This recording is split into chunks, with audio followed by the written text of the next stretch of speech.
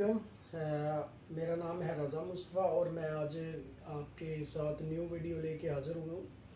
तो आज हम जो बात करेंगे वो है total expense for UK study visa. क्योंकि मैं खुद एक स्टूडेंट हूँ और मैंने अभी वीज़ा अपना रिसीव किया है, तो मुझे आइडिया है, मैं बेहतर तरीके से बता सकता हूँ कि टोटल एक्सपेंस मेरा कितना हुआ है। मेरा ज़ाती जो हुआ है उससे आप आइडिया लगा सकते हैं कि आपका कितना हो सकता है। तो मेरा मास्टर्स प्रोग्राम है, तो मैं मास्टर्स के लिए बताऊंगा कि मेरा टोटल एक्सपेंस अभी तक कितना हो गया। तो स्टार्ट करते हैं कि सबसे पहले जो बेसिक पॉइंट होता है जहाँ से आपने स्टार्ट करना होता है वो आपका होता है आइट्स।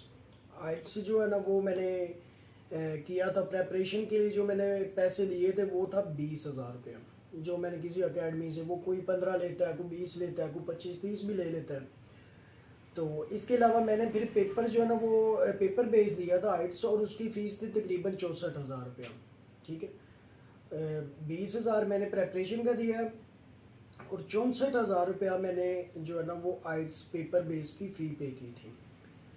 इसके बाद जो है मैंने अपना क्योंकि प्रोसेस एक कंसल्टेंट से करवाया था, जो टाउन से, तो उनकी जो फ़ी थी वो 80,000 थी, वो मैंने उनको पे कर दी। इसके अलावा जब मेरा एडमिशन हो गया, मुझे अनकंडीशनल आ गया, तो जाहिर है अगला स्टेप मेरा ये था कि मैं यूनिवर्सिटी की फ़ी पे करूँ।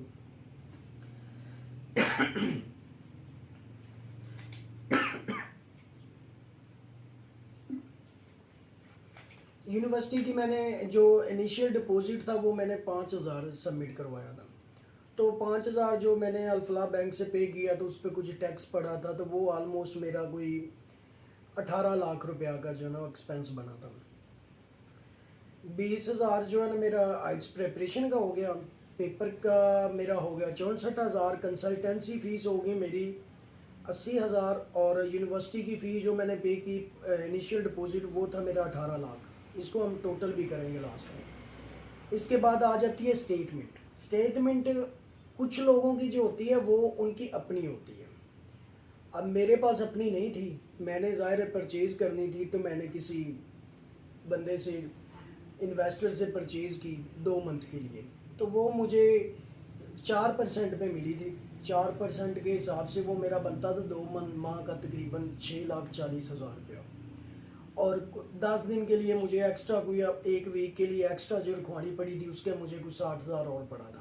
तो वो तकरीबन मेरा टोटल जो है ना 7 लाख स्टेटमेंट का खर्चा आया था, तकरीबन 70 दिन की स्टेटमेंट का।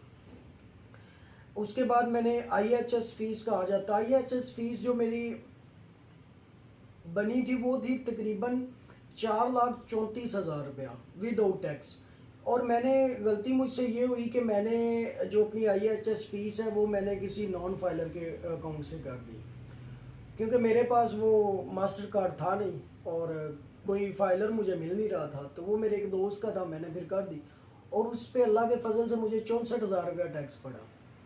तो वो भी तकरीबन कोई 5 लाख के करीब मुझे सिर्फ IHS फीस पड़ गई। इसके अलावा फिर वीज़ा फीस के लिए मुझे एक जो है ना वो क्रेडिट कार्ड मिल गया फाइलर का, तो उस पर अल्लाह का शुक्र है कि मुझे कोई टैक्स नहीं पड़ा था, और वो थी मेरी 1,81,000 रुपया। और इसके अलावा वीज़ा रिसीव करने के बाद, वीज़ा फाइनल होने के बाद टिकट का प्रोसेस आ जाता है जो मैंने करवा ली हुई है। तो टिकट मुझे पड़ी है एमरेट्स की तकरीबन 2,60,000 रुपये में। ठीक है, और इसके अलावा जो अगला आपका खर्चा हो सकता है वो है कि आपने, अब ये डिपेंड करता है आप पे कि आप साथ कितने लेके जा रहे हैं। अब मैंने जो साथ लेके जाने हैं वो है 2,000 पाउंड, और 2,000 पाउंड को अगर पाकिस्तान में कन्वर्ट करते हैं तो वो तकरीबन 7.25 लाख बनता है, 7 लाख 7.25 लाख। तो 7 लाख ही अगर उसका एस्टिमेट लगाएं तो ये भी ऐड कर लें। इसके अलावा शॉपिंग आ जाती है, वो हर बंदे की अपनी डिमांड है। अब किसी ने मोबाइल नया लेना होता है, किसी ने लैपटॉप नया लेना होता है, तो किसी ने सिर्फ कपड़े वगैरह अपने लेने होते हैं, तो वो आप पे डिपेंड करता है कि आपने कितनी करनी है। तो मेरी जो एस्टिमेटेड जो है शॉपिंग होगी वो तकरीबन 1 लाख में हो जाएगी। तो अगर हम इन सब चीज़ों को इकट्ठा करते हैं, इनको ऐड करते हैं, तो वो 44 लाख बनता है टोटल मेरा जो एक्सपेंस अभी तक आ चुका है। ठीक है, अगर स्टेटमेंट किसी की अपनी है तो वो मेरे 7 लाख को निकाल दे, ठीक है, वो आपका 37 लाख रह जाएगा। और इसके अलावा जो आप चीज़ निकाल सकते हैं, वो कंसल्टेंसी फ़ीस अगर कोई बंदा खुद से कर रहा है तो 80,000 वो भी निकाल दे, तकरीबन आपका 36 लाख रह जाएगा। और टिकट्स भी डिपेंड करती हैं कि आप किस एयरलाइन पे जा रहे हैं। कुछ सस्ती भी थी, दो दो सवा दो में भी मिल रही थी, कतर एयरलाइन जैसी होगी। और और इसके अलावा तो मुझे लगता है कोई चीज़ हम इसमें से निकाल नहीं सकते। हाँ, तो शॉपिंग का बढ़ भी सकते हैं, अगर आप बढ़ा सकते हैं तो बढ़ा लें, अगर नहीं बढ़ा सकते तो फिर 1 लाख तो एस्टिमेटेड रखें ना। तो ये तकरीबन, अगर स्टेटमेंट आपकी अपनी है तो ये 36 का आप माइंड में रख लें। और अगर आप प्रोसेस भी खुद कर रहे हैं, अगर प्रोसेस खुद नहीं कर रहे या और आपकी स्टेटमेंट अपनी है तो फिर 37 का कर लें। क्योंकि जो लाहौर में कंसल्टेंट है वैसे कुछ फ्री भी कर रहे हैं, और अगर किसी अच्छे कंसल्टेंट के पास जाएंगे वो 50 से लाख के बीच में आपसे ले लेगा।